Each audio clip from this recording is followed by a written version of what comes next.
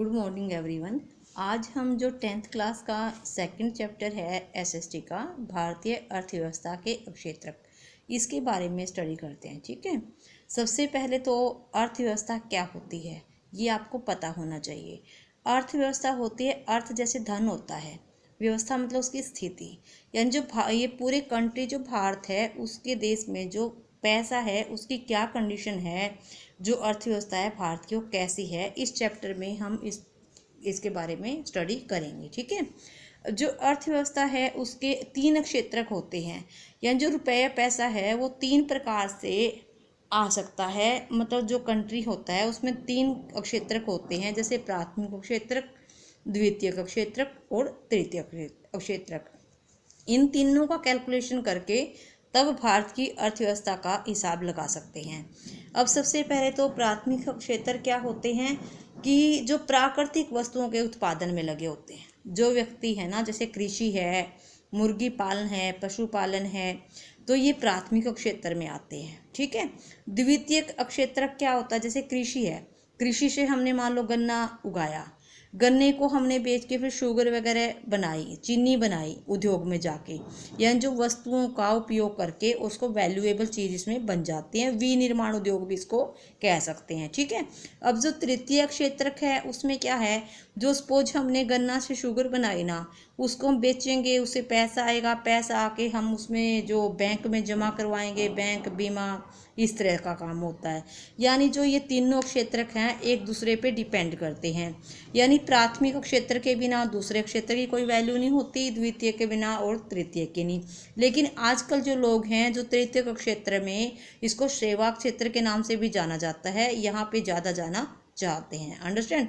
आगे क्या है, सकल घरेलू उत्पाद, जीडीपी, इसको इंग्लिश में ग्रोस डोमेस्टिक प्रोडक्शन भी बोलते हैं। ठीक है, इसका मतलब क्या होता है कि प्रत्येक वर्ष में जो उत्पादित वस्तुएं हैं, यानी पूरे देश में एक वर्ष ले लेते हैं, कोई भी एक वर्ष का पूरा इसके में कैलकुलेशन करते हैं कि जितनी भी वस्तुएं बनाई थी और जितनी भी सेवाएं थी उनका कुल मूल्य, यानी वहाँ पे कुल मूल्य हमें कितना प्राप्त हुआ, उसको बोलते हैं सकल घरेलू उत्पाद, ग्रोस डोमेस्टिक प्रोडक्शन। अंडरस्टैंड। आगे क्या होता है, बेरोजगारी। अब मान लो अब कुछ लोग इसमें लगे हुए हैं, कुछ लोग इसमें लगे हुए हैं क्षेत्र में और कुछ तृतीयक में, लेकिन कुछ लोग बेरोजगार भी होते हैं। कैसे, जब कोई व्यक्ति अगर योग्य है काम करने के लेकिन उसकी इच्छा के अनुसार काम नहीं मिलता तो उसको हम बेरोजगार बोलेंगे, वो बेरोजगार कहलाएगा। ठीक है, तो इससे खुली बेरोजगारी भी हम कह सकते हैं। खुली बेरोजगारी का मतलब है कि यहाँ पे हमें बेरोजगार स्पष्ट दिखाई देते हैं कि जितने लोग काम नहीं कर रहे हैं। अंडरस्टैंड। तो फिर आगे होती है परछन बेरोजगारी, जिसको हम छुपी बेरोजगारी भी कह सकते हैं या अदृश्य बेरोजगारी भी कह सकते हैं। इस बेरोजगारी में क्या होता है, मेनली ये ग्रामीण क्षेत्र में खेती में जो लोग खेती करते हैं, कृषि करते हैं, वहाँ पे मिलती है। क्योंकि जैसे मान लो खेत में अगर 10 लोग काम करते हैं तो वहाँ पे 10 लोग काम कर रहे हैं, अगर उनमें से हम 2-3 लोग को या 4 लोगों को हटा दें तो उस खेती के काम पे कोई भी असर नहीं पड़ेगा। अंडरस्टैंड। तो इसको हम बोलते हैं छुपी बेरोजगारी या अदृश्य, यानी वो लोग हैं जो हमें काम में लगे तो दिखाई देते हैं लेकिन उस काम में लगने का उनको कोई ज़्यादा फायदा नहीं होता है। इसी प्रकार से आगे इस चैप्टर में हमें सार्वजनिक क्षेत्र और निजी क्षेत्र भी मिलेंगे।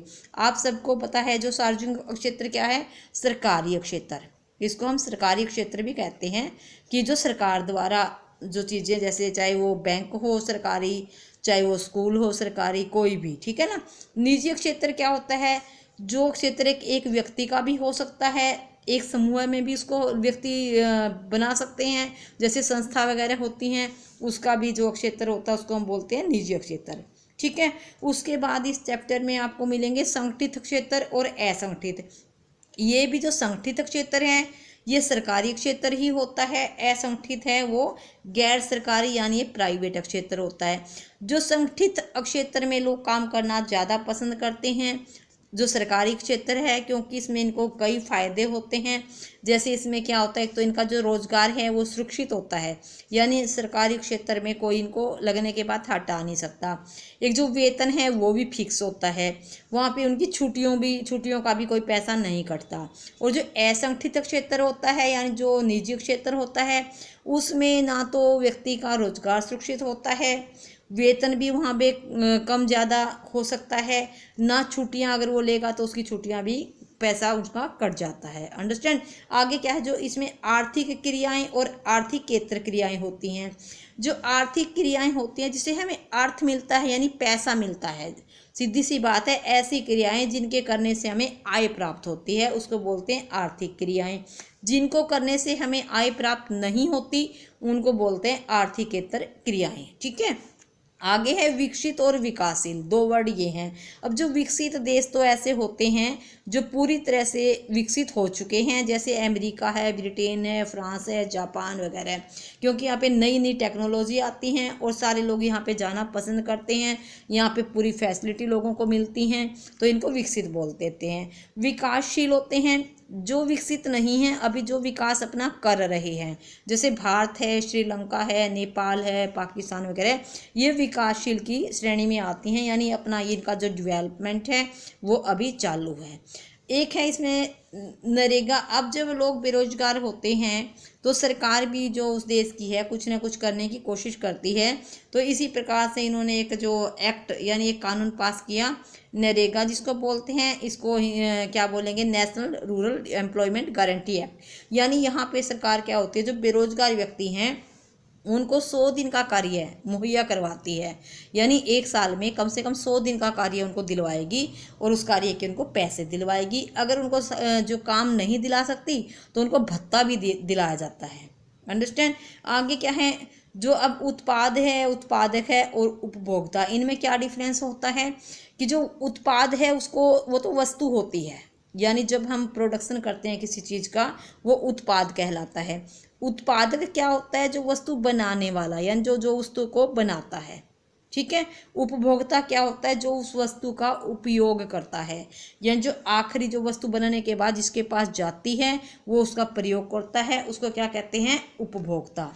तो इस चैप्टर में जो ये कुछ मेन बातें थी इनको आपने याद करना है। इसी तरह से क्वेश्चन आते हैं कि जो तृतीयक क्षेत्र क्यों है, क्योंकि अगर मान लो द्वितीयक क्षेत्र है, इसका जो इतना सारा इसमें विनिर्माण होगा चीज़ों का, वो पैसा फिर वो करेंगे क्या, इसका तृतीयक क्षेत्र में जाके वो बैंक में जमा कराएंगे, बीमा करवाएंगे, तो इसीलिए। और जो सेवाएं हैं, सेवा क्षेत्र होता है, यानी इतनी सारी जो नौकरियां होती हैं वो सारी इसी क्षेत्र में होती हैं।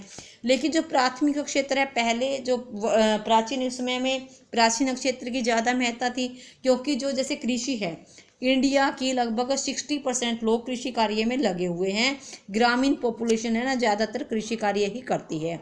अब कृषि कार्य है या पशुपालन है या मुर्गी पालन कुछ भी है, तो अगर द्वितीयक क्षेत्र नहीं होगा तो इसकी इम्पोर्टेंस भी खत्म हो जाएगी। तो इसलिए सब कुछ मिला के जो भारत की व्यवस्था को, अर्थव्यवस्था को सही बनाने में इन जो तीनों क्षेत्र का ही अलग अलग से अपनी इम्पोर्टेंस होती है। अब जो पिछले लगभग 30 वर्ष से है ना, जो तृतीय क्षेत्र है ये ज़्यादा वृद्धि कर रहा है, ये ज़्यादा बढ़ रहा है, फल फूल रहा है।